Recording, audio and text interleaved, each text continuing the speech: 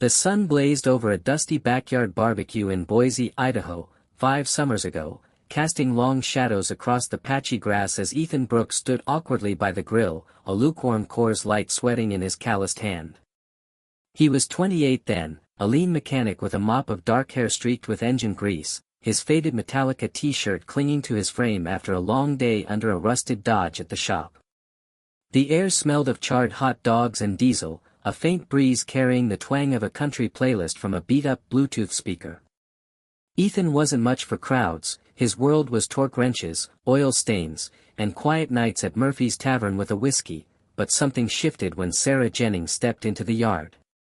She was a vision, mid-20s, auburn hair tumbling past her shoulders in loose waves, catching the golden light as she laughed with their host, a high school buddy named Jake who'd roped Ethan into this cookout. Her voice cut through the chatter, sharp, quick, with a teasing edge that made Ethan's ears perk up despite himself. He didn't approach her right away, Ethan wasn't the type to chase. Instead, he flipped burgers, stealing glances as she moved through the crowd, her hazel eyes flashing with wit, her sundress swaying with every step. Jake finally dragged him over, grinning, "Ethan, meet Sarah, she's an accountant, keeps my taxes from screwing me." She smirked, sizing him up, "Nice shirt, didn't know mechanics were into vintage thrash." Ethan fired back, didn't know accountants wore anything but gray suits and frowns, and her laugh hit him like a spark plug igniting. They talked for hours, over greasy plates, then perched on a rickety picnic table, her poking fun at his rough edges, him ribbing her about her fancy calculator watch. By nightfall, with crickets chirping and the Boise sky bruising purple, they swapped numbers, her fingers brushing his as she handed him her phone. Weeks blurred into late-night drives down Highway 55, the Snake River shimmering under moonlight as they spilled secrets, her dream of a corner office, his of a garage of his own. After 18 months, with Ethan's meager savings and Sarah's budgeting chops, they married in a small chapel off Warm Springs Avenue, her in a thrift store dress, him in a borrowed suit, moving into a creaky duplex on the edge of town, a fixer-upper with peeling paint and a leaky sink they swore they'd tame together. The duplex was no palace, Boise wasn't exactly a city of glitz, just strip malls, sagebrush hills, and the hum of pickup trucks, but it was theirs. Ethan hauled in his toolbox that first day, the clank of metal on wood echoing as Sarah hung mismatched curtains from a thrift haul, her humming Patsy Cline filling the air. He loved the simplicity of it, mornings with black coffee and her sleepy smile, evenings grilling burgers on a rusty Weber, dreaming of a kid running through a yard they'd eventually own.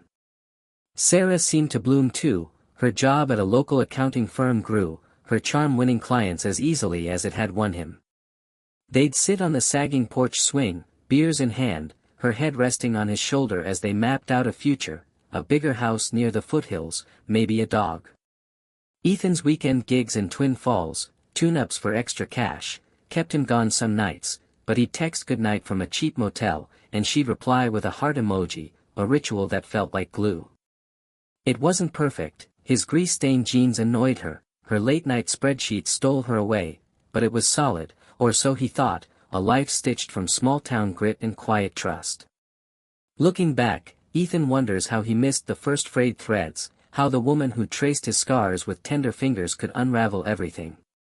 But in those early days, with the Idaho sun sinking gold over their duplex, he saw only her, his Sarah, his forever, blind to the storm she'd brew beyond that Boise horizon. 3 years into their Boise marriage, by the fall of 2022, the duplex on the edge of town had morphed from a cozy nest into a tense, creaking shell for Ethan Brooks and Sarah Jennings. Ethan, now 31, still clocked brutal hours at the garage, his hands black with grease from wrestling carburetors, his shoulders knotted from hours under rusted Fords and Chevys, the faint hum of a country station crackling through the shop's old radio. He'd come home bone-tired, boots thudding on the warped porch, expecting Sarah's teasing grin over a beer, only to find her hunched over her laptop, the spare room glowing with the cold light of spreadsheets well past dusk. Her accounting gig had ballooned into a high-pressure beast, late nights crunching numbers for tax deadlines, her phone pinging with client emails as the microwave dinner he'd zapped sat untouched on the counter. The strain didn't hit all at once, it slithered in slow, a snake coiling around their once easy rhythm, her sharp, "Not now, Ethan," slicing through his attempts to pull her away, his quiet grunts of frustration when she ditched their porch swing ritual for just one drink with her firm suits downtown at the Reef. He'd trimmed his Twin Falls side gigs to weekends only, thinking more time at home might stitch them back, yet she'd snap over nothing, his toolbox cluttering the hall, the TV blaring a football game, her voice a razor cutting deeper each time. Ethan blamed her promotion, big title, bigger stress, but the chills settled thick, a Boise fog rolling off the river, frosting over the life they'd sworn to build together. By September, Sarah's nights out spiked like a fever, first one a week, then 3, sometimes 4, her heels clicking out the door with a breezy, "Don't wait up, Ethan, it's a work thing." He wasn't the jealous sort, Boise was too small for secrets, and he trusted her to swat away the slick-haired execs she worked with, her wit always her shield. But the excuses stacked up, brittle as dry leaves. "Networking's how you climb," she'd say, her hazel eyes flicking away, her tone clipped like she'd rehearsed it in a mirror. He'd nod, jaw tight, pouring a whiskey instead of pressing, afraid of the fight, afraid of the truth lurking beneath her polished surface. Their bed turned into a no-man's land, her rejection stung sharper each time. "I'm beat, Ethan, not tonight," leaving him staring at the popcorn ceiling, ego bruised, tracing cracks he hadn't noticed before. She'd vanish into her office, in the spare room, door shut tight, the click of her keyboard a wall between them, while he sat with the hum of the fridge and a growing ache he couldn't name. Once, he'd caught her humming Patsy Cline in that room, a ghost of the Sarah he'd married, but now it was all silence or sharp sighs when he knocked. Ethan clung to denial, work was hell, she was tired, they'd weather it, but the duplex felt like a house of cards, trembling under the weight of her late hours and his unspoken doubts, a storm brewing he couldn't outrun. Looking back, Ethan sees the rot clear as day, those clipped words, the way her perfume lingered on her coat like it belonged to someone else's night, but back then, he tightened his grip on their fraying life, desperate to believe it was just a rough patch. He'd leave notes on the counter, "Made chili, save me some," hoping she'd soften, but they'd sit there, ink smudged by morning, her plate still empty. One night, he lingered by the garage after closing, the Boise sky bruising purple, and cracked open a beer with his buddy Travis, a ranch hand who'd become his sounding board. "She's pulling away, man," Ethan muttered, kicking gravel. Travis squinted, spitting tobacco into the dust. "Women like that, ambition's their drug. Watch her close." Ethan laughed it off. Sarah wasn't like that, but the seed took root, burrowing deep as her heels echoed out the door again that week, her silhouette fading into the neon glow of downtown. The duplex stood quiet those nights, its peeling paint and sagging roof a mirror to the hollow growing inside him, a man losing his wife to someone, he couldn't yet face. The Boise winter of January 2023 draped the duplex in a brittle chill, frost spiderwebbing the windows as Ethan Brooks stumbled into a moment that would crack his world wide open. He was 31, a mechanic whose days bled into nights at the garage, his hands raw from wrestling a stubborn Chevy's transmission, the cold biting through his flannel as he drove home under a sky heavy with snow clouds. Sarah Jennings had texted mid-afternoon from her accounting firm downtown, grabbing groceries at Albertsons after work, "Be home late," her words clipped, routine, nothing to raise a flag. Ethan beat her back to the duplex, the heater rattling as he kicked off his boots and cracked a Coors Light, sprawling on the sagging couch with the TV flickering a muted football replay. The crunch of her Honda's tires on the icy driveway jolted him upright an hour later, heavy bags, her excuse for the delay, and he shrugged off the unease, trudging out into the dusk to help. "Need a hand?" he called, breath fogging in the sharp air, the streetlights buzzing faintly overhead as she popped the trunk. She nodded, distracted, her auburn hair tucked under a scarf, hazel eyes darting away as she fumbled with the keys. Ethan reached into the back seat for a bag of canned goods, and froze. There, winking up at him from beneath the passenger seat, was a flash of pink lace, a bra, delicate and unmistakable, one of those Victoria's Secret numbers she'd modeled for him years ago, giggling as she'd tossed it across their bedroom in happier days. His stomach lurched, a sick twist of dread clawing up his throat as the bag slipped in his grip, clattering cans against the floorboard. She'd left that morning in a thick sweater and coat. No way she'd stripped midday at the office, no way this was some innocent slip. The bra glared back, a taunting relic, crumpled, half-hidden, like a secret she hadn't bothered to bury deep enough. Ethan's mind spun wild, a reel of jagged questions. Whose car? Whose hands? Why here, under the seat, mocking him in the dim glow of the dome light? He stood there, rooted, the cold seeping through his jeans, heart hammering so loud it drowned the wind rattling the bare trees outside. Sarah's voice cut through. You good, Ethan? Too casual, too light, as she hauled a bag from the trunk, oblivious or pretending to be. Yeah, just, dropped something, he choked out, shoving the bra's image down deep, his voice a lie as he grabbed the bag and staggered inside, legs wooden, chest tight with a fury he couldn't yet name. She breezed past, muttering about a brutal day, peeling off her scarf as the kitchen light cast her in a warm glow that felt like a betrayal all its own. Ethan dumped the groceries on the counter, knuckles white, the pink lace burning behind his eyes, a neon sign screaming what he'd refused to see, a splinter lodged in his gut he couldn't pull free. That night, he didn't confront her, not yet. Sarah vanished into the shower, the hiss of water a wall between them, leaving Ethan alone with the hum of the fridge and a whiskey he poured with shaking hands. He sank into the couch, the duplex silence pressing in, heavy as the snow piling outside, each sip burning a path through the fog of denial he'd clung to for months. He knew her, God, he knew her, the way she'd ripped that bra off first when she was in the mood, her laugh echoing as it hit the floor, a ritual from their early days when love was a fire, not ashes. But this? This was wrong, a gut-punch twist in their story, her bra, her scent, tangled in a lie beneath that seat like some dirty trophy. Ethan's mind raced, replaying her late nights, her clipped excuses, the way she'd stopped touching him, stopped seeing him. He'd chalked it up to work, to stress, but now it glared back, infidelity, raw and ugly, a blade she'd slipped into their vows while he'd been bleeding sweat at the shop. The whiskey didn't dull it, just sharpened the edges, fueling a vow whispered into the dark. He'd dig, he'd watch, he'd find the truth, not for her, but for the man he'd been before she turned their duplex into a house of ghosts. February 2023 turned Ethan Brooks' quiet Boise life into a jagged, bleeding wound he couldn't stitch shut, the duplex peeling walls closing in as the truth clawed its way out. Sarah Jennings had been a phantom for weeks, her work drinks at the Reef downtown swallowing 3, 4 nights a week, her heels clicking out the door with excuses thin as the ice crusting the Boise River. Ethan, 31 and fraying at the edges, couldn't shake the pink bra's ghost from under her car seat, its lace a splinter festering in his gut since January. He tried to patch things. One Friday, he hauled himself home from the garage, grease streaking his flannel, and cooked, steak sizzling on the stove, mashed potatoes steaming, candles flickering on their chipped formica table, a desperate bid to drag her back from whoever, was pulling her away.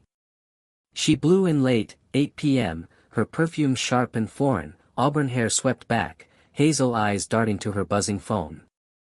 Looks nice, Ethan, she said, voice flat, but I've got a team thing at the Reef, sorry, won't be long.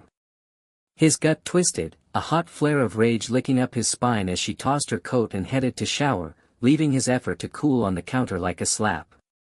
He stared at the steak, the wax dripping red onto the table, and snapped, enough was enough.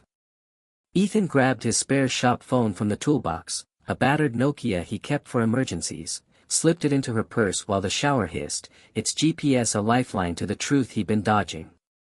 Just one drink, huh? He muttered, voice shaking as he tracked it on his own phone, the dot pulsing 20 minutes later at the Reef's neon-lit corner downtown. He yanked on his jacket, the Boise cold biting through as he roared his truck down State Street, parking across from the bar under a flickering streetlight, breath fogging the cracked windshield.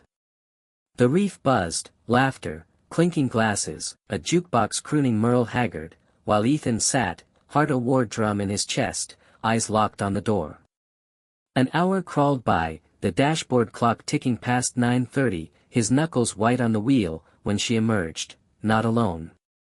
A tall bastard, suit crisp, hair slicked, executive swagger, hooked her arm, pulled her close, and kissed her hard under the sodium glow, her laugh cutting the night like a blade through Ethan's ribs. His world imploded, breath caught, a guttural sound ripping from his throat as they stumbled to a sleek Audi, peeling out with a screech. He tailed them, numb, tires humming on icy asphalt, the pink bra's taunt now a scream. 10 minutes later, they hit a Best Western off Vista Avenue, her hand in his, giggling into the lobby like newlyweds while Ethan watched, a ghost in his own life.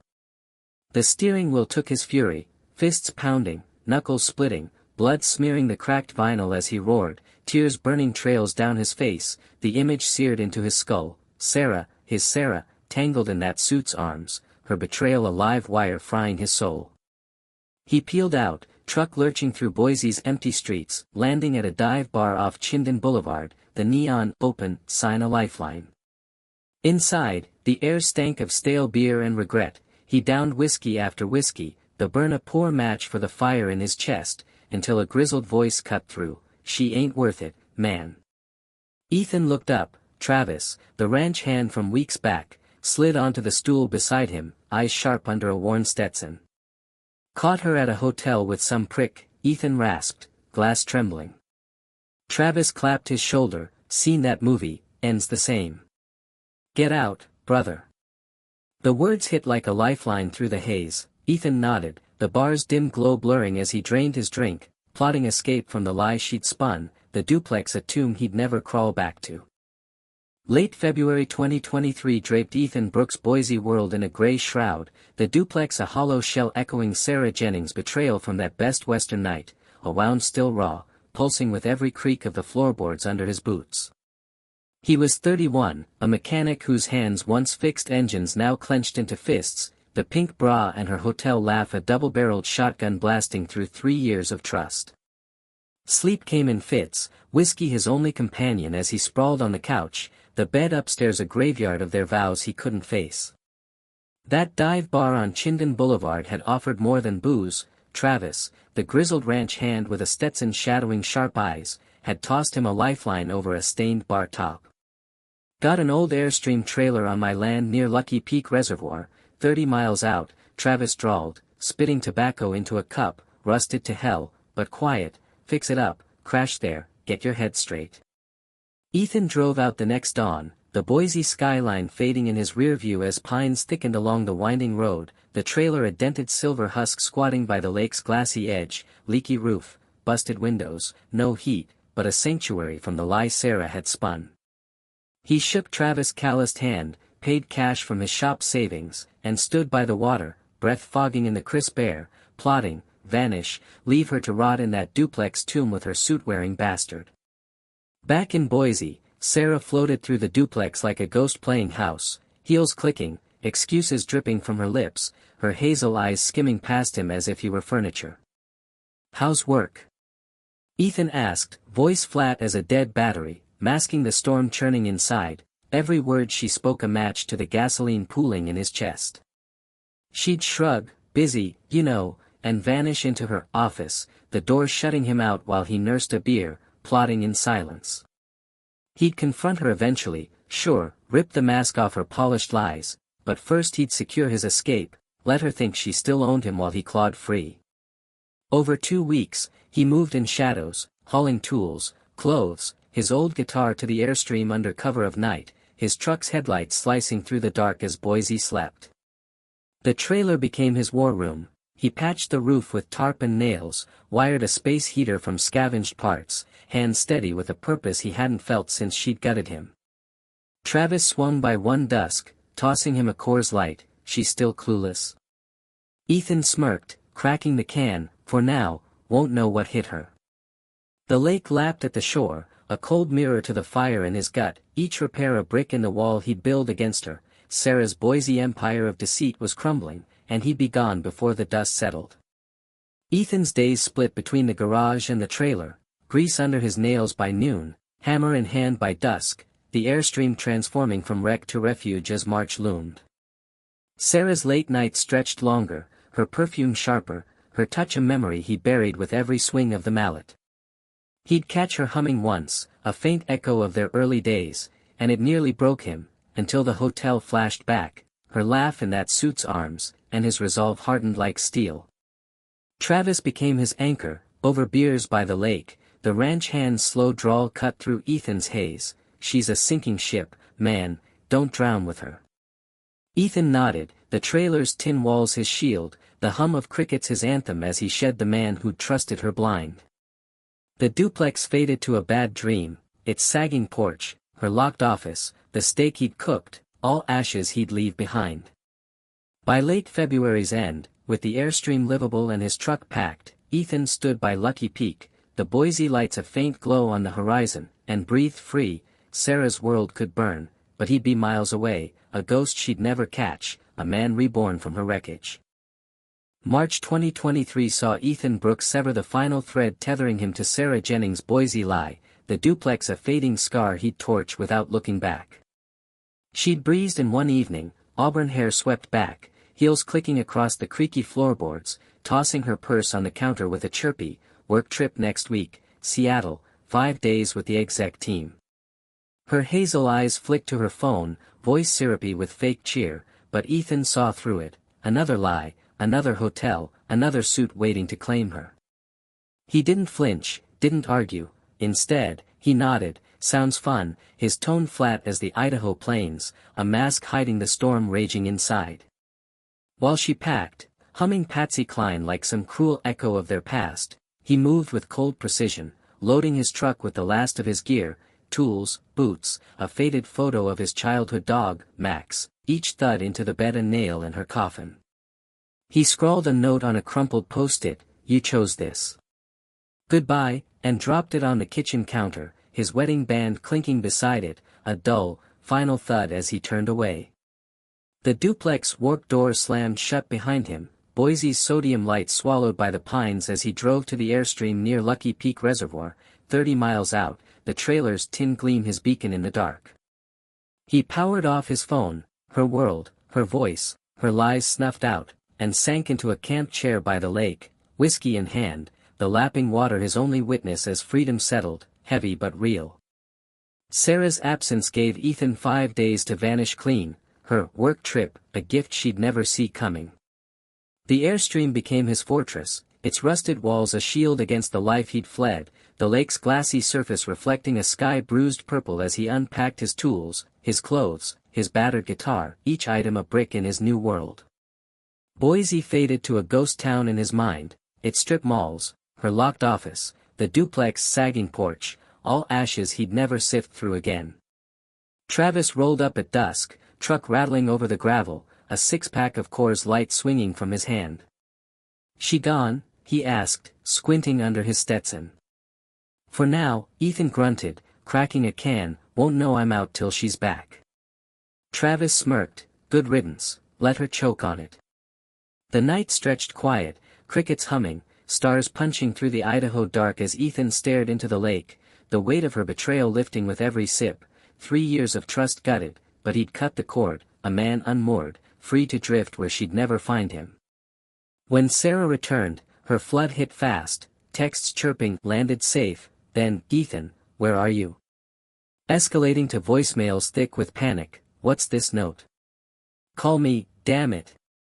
He didn't blink, didn't answer. Her mother's number flashed next, then a friend's, all ignored, their voices drowning in the lake's ripple as he built his silence into a wall she'd never breach. A week into her return, Sarah's desperation clawed through his inbox, texts piling like storm debris, "Where are you, Ethan?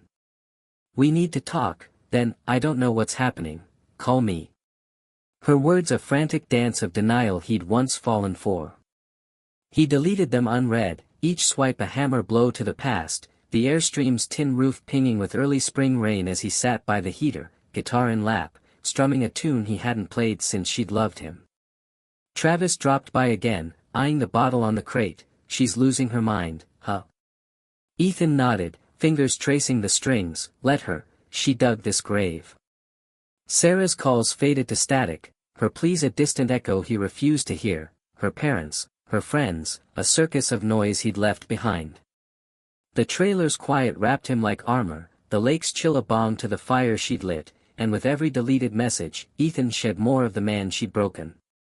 Boise was hers to haunt, its bars, its lies, its hotel rooms. But he was gone, a shadow slipping through the pines, the hum of Lucky Peak his new heartbeat, a life reborn from the wreckage she'd never touch again. A week after Ethan Brooks ghosted Sarah Jennings in March 2023, her Boise facade shattered like glass under a hammer, her desperation spilling into the Airstream's quiet sanctuary near Lucky Peak Reservoir. His phone, powered off since he'd fled, buzzed alive one dawn. Travis had rigged a solar charger, and curiosity cracked Ethan's resolve long enough to check. A novel-length text glowed on the screen. "Ethan, I'm so sorry, I screwed up bad. It was a guy from work, a stupid mistake. I was lonely, you were gone so much with those Twin Falls gigs. Please come home, we can fix this, I need you." The words hit like a sucker punch, apology twisted with blame, a confession he'd ached for but now loathed, her gall to pin her hotel romp on his 3-day absence's boiling rage up his throat. She'd let some suit defile their vows while he'd been busting his ass at the garage, and now she dared beg. He stared at the lake, its glassy calm mocking the storm in his chest, fingers hovering over the delete key, then swiped it gone, her voice snuffed out, silence his weapon as he let her stew in the mess she'd made. More flooded in. "I ended it that night you left, I swear." "Then, you're killing me, Ethan, talk to me, please." A torrent of pleas clawing at the piece he'd carved in the Idaho hills, each one a brick she threw at his new walls. Ethan didn't buckle, not even close. He hauled firewood from the pines that afternoon, the axe biting cedar with a sharp thwack, each swing a purge of her lies as sweat stung his eyes and the lake shimmered under a cold March sun. Travis rolled up, truck crunching gravel, a Coors Light in hand as he leaned on the tailgate, squinting at Ethan's grim focus. "She's groveling now?" he asked, spitting tobacco into the dirt.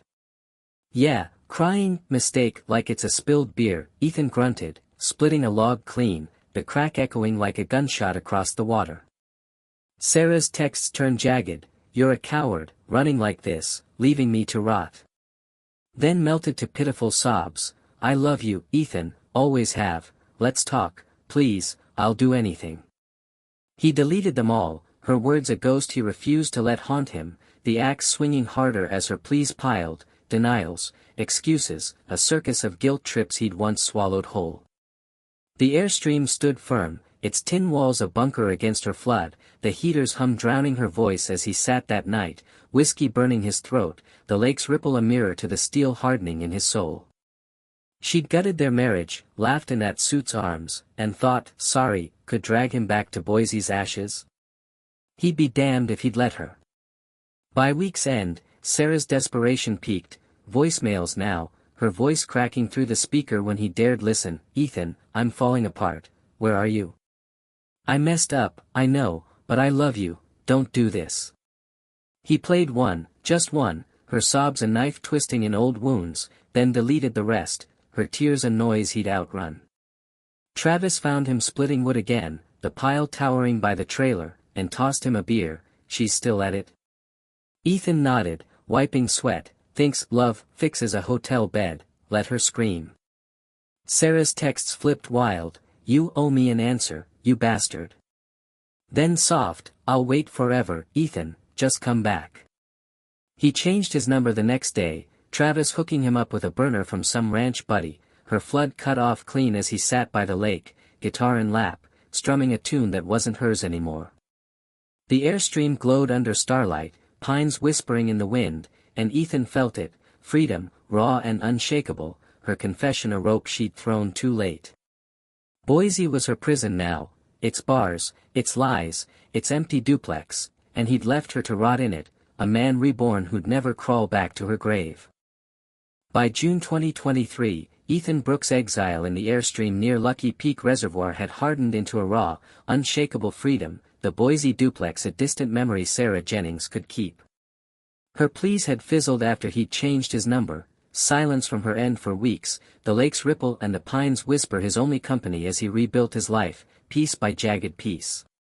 Then, one muggy afternoon, an email pinged through the solar-powered hotspot Travis had rigged. "Ethan, I've hired a lawyer, filing for divorce.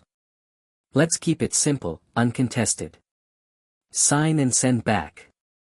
Cold, clinical, like she'd never traced his scars under Idaho stars, just a transaction now, and it was exactly what he wanted. He leaned back in his camp chair, the Airstream's tin walls glinting in the sun, and typed back, "Fine by me," uncontested, his fingers steady as he hit send, each keystroke a shovel burying the duplex ghosts, its sagging porch, her locked office, the steak he'd cooked that went cold. Her reply came fast, a flood of second-guessing, "Ethan, please, can we talk first? I'll stop this if you just meet me." He smirked, bitter, too late for that, her words a hollow echo he'd tuned out months ago. The lawyer papers arrived by mail a week later, a crisp stack delivered to Travis Ranch P.O. Box. Ethan signed them under the pines, ink drying quick in the dry heat, the trailer's quiet sweeter than ever as he mailed them back, Boise's chains snapping clean with every scratch of the pen. Sarah cared more about the split than he did, funny how she'd fought harder to ditch him than to keep him, her emails flipping from legal jargon to "Please, Ethan, don't sign yet, let's fix this, I still love you." He deleted them unread, her voice a ghost he'd buried deep, the Airstream his throne now, not her bargaining chip. Life bloomed raw out there. Ethan ran trails by the lake at dawn, breath fogging as the sun crested the hills, his boots pounding dirt where her lies couldn't reach. He fixed cars for locals, ranchers, fishermen, his hands steady with wrenches instead of whiskey, the trailer's roof patched tight against summer storms. One evening, grabbing gas at a station off Highway 21, he met Mia, a 27-year-old barista with dark curls and a laugh that sliced through his scars, her tire blown out, his toolbox a quick fix. "Trailer guy, huh?" she teased, handing him a coffee from her shift as they talked by the pump, her grin a balm to wounds he hadn't named. He wasn't diving in, Sarah's knife still lingered, a dull ache under his ribs, but Mia's easy chatter over diner fries a week later sparked something, a flicker he didn't rush, a new thread in the life he'd woven from ash. The divorce finalized in August, a quiet victory sealed in a courthouse Ethan never saw. Travis handed him the confirmation letter, a single sheet stamped with freedom, and Ethan cracked a Coors Light by the lake, the weight lifting like fog off the water. Sarah faded to a shadow, her texts, her calls, her hotel nights, all dust he'd never sweep back. Mia became a steady hum, her voice on the phone after shifts, her hand brushing his over a gas station coffee, no promises but a warmth he guarded this time. Boise's wreckage was hers to haunt, its bars, its lies, the duplex peeling paint, and Ethan let it rot, his world now the trailer's glow, the lake's hush, the pines rustle. At 32, he'd carved a life from nothing, simple, free, the Airstream a castle of his own making, Travis a brother in arms, Mia a maybe he'd hold loose. Sarah's last email came before the ink dried. "I'm sorry, Ethan, I'll always love you," but he swiped it gone, her words a breeze he didn't feel, the Idaho hills his kingdom, a man reborn who'd never look back at her grave. October 2024 threw Ethan Brooks a gut-punch curveball when Sarah Jennings crashed back into his hard-won peace near Lucky Peak Reservoir, a ghost clawing out of Boise's ashes he'd buried deep. He was 32 now, his life a steady rhythm, running trails by the lake at dawn, fixing ranchers' trucks, Mia's laugh a warm hum over coffee runs, her dark curls brushing his arm as they swapped stories at the diner off Highway 21. Boise felt light years away, a scar faded under Idaho's wide sky, until a rare errand dragged him 2 hours west to a coffee shop on Main Street, the city's hum a faint itch he scratched for a new alternator part. He sat by the window, nursing a black coffee, the steam curling up as pickup trucks rumbled past, when a voice sliced through, "Ethan." He turned, and there she was, Sarah, auburn hair pulled into a tight ponytail, white shorts hugging her frame, hazel eyes wide with shock and a flicker of something softer, regret, maybe, or desperation.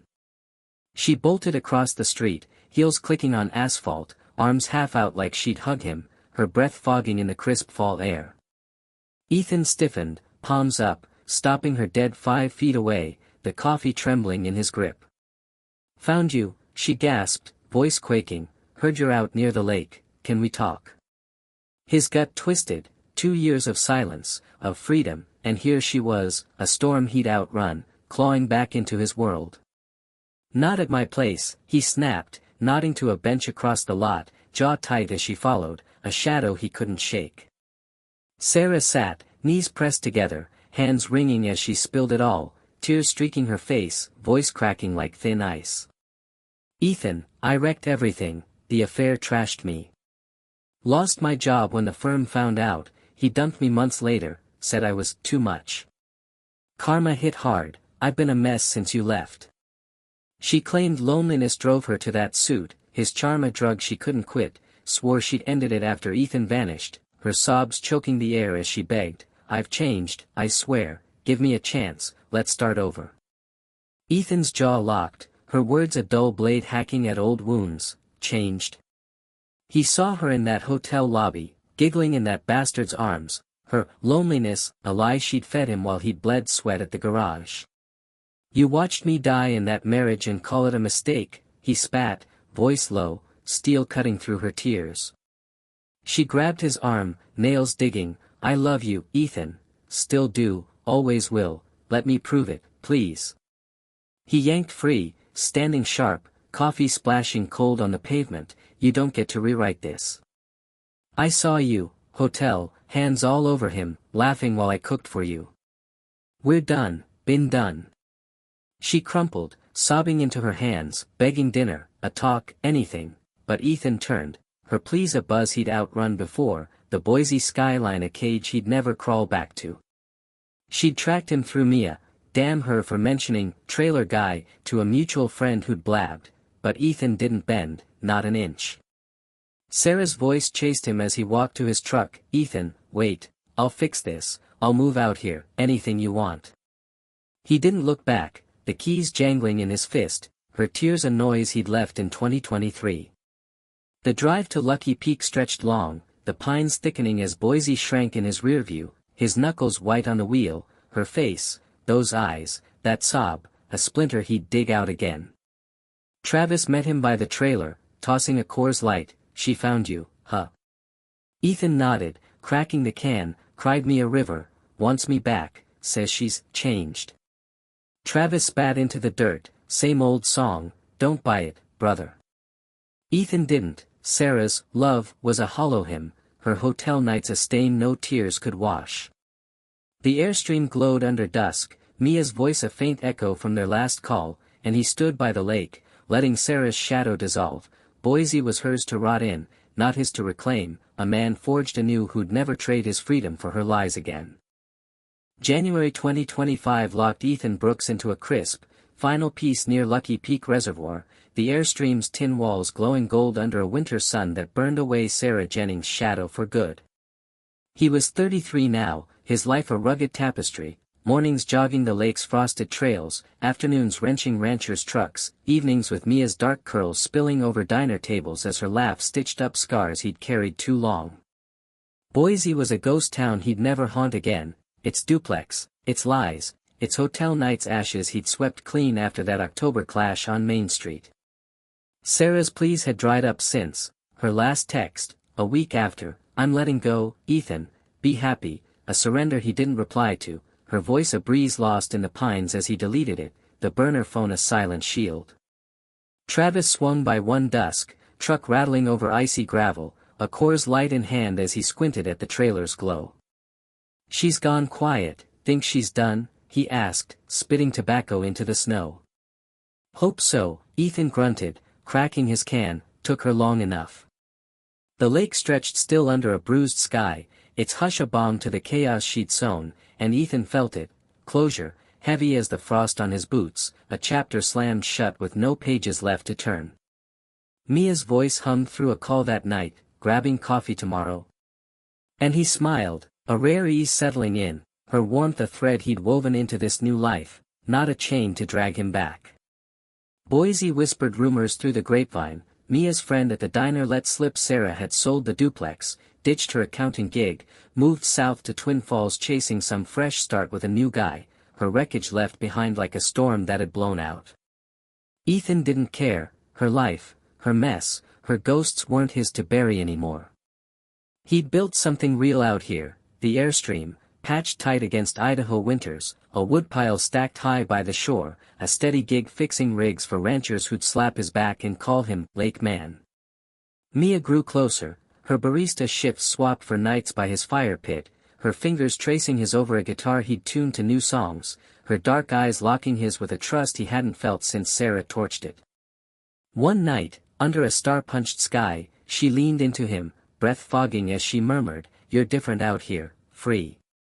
He nodded, arm around her, the lake's ripple a heartbeat syncing with his own. Different, yeah, forged from ash, a man who'd clawed out of betrayal's grave to stand taller than he'd ever dreamed in that Boise cage.